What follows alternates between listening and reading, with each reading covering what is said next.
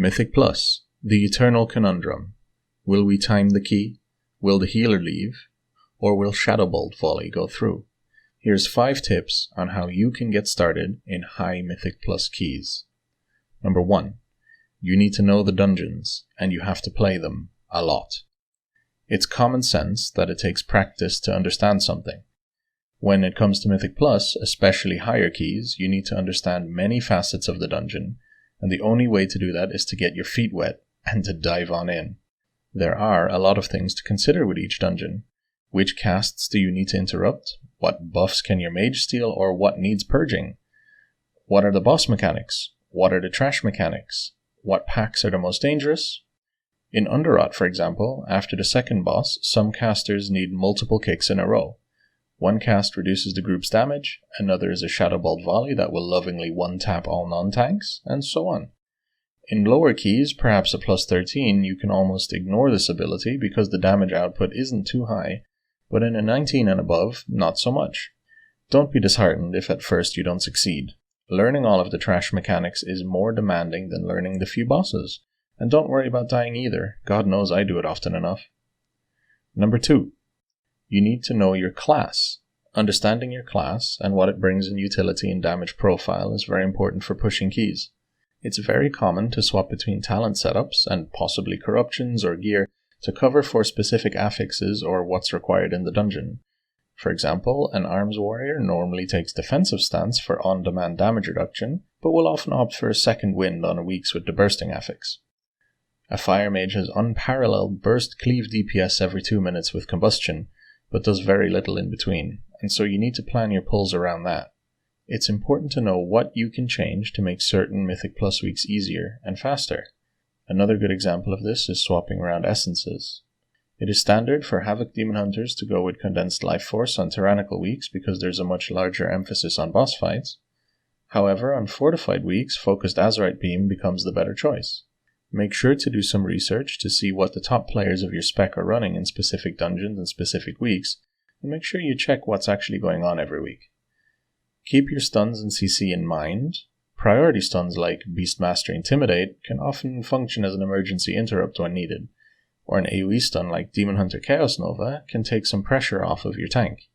Finally, learn your cooldown timings and get a feel for them. These determine your class's damage profile, and be sure to use your cooldowns as much as possible without being left high and dry when you do actually need them.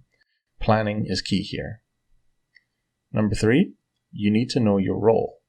Each role has a certain niche to fill in dungeons, and you are expected to understand not only how your class plays, but how its strengths and weaknesses interact with the dungeon. If each member of the party fulfills their role, it makes timing keys much easier.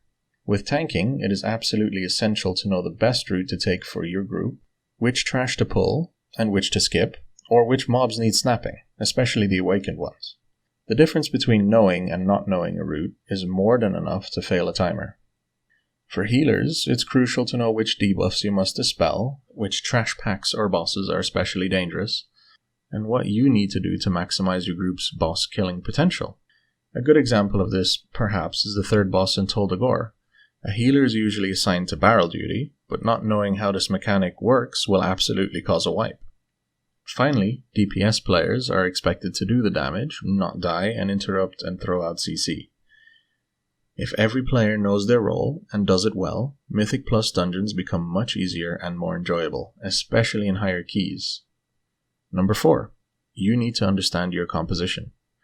Composition is something not often talked about in lower keys, or in pugs, but when trying to push, it does become important.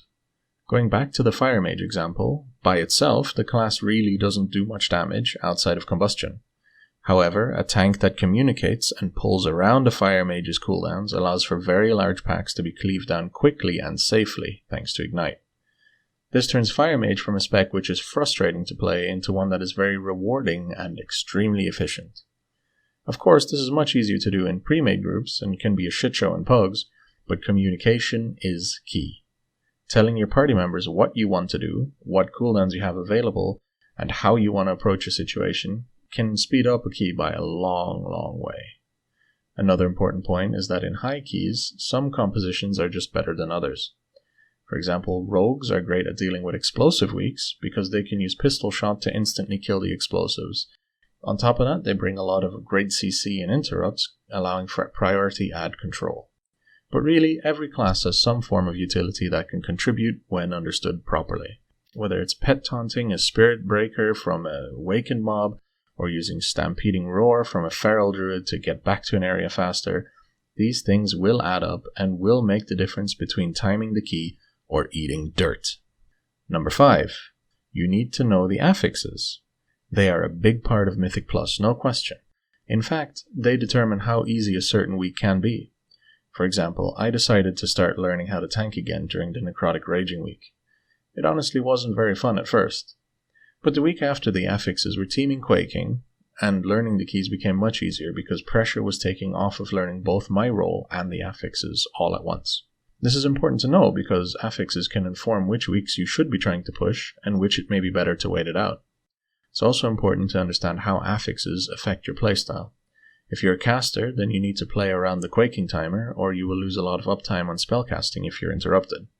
If you're a healer, then you need to be wary of the damage from bursting after a pack dies, and using Vampiric Blood or Last Stand during bursting just means your healer has to do more and they will hate you. Lastly, it's good to understand the seasonal affix. Right now, that is Awakened, and it is a great way to set up skips and allows for compositions that do not contain a rogue for their shroud. But what you mainly need to understand is what it does and how you can use it to optimize each run.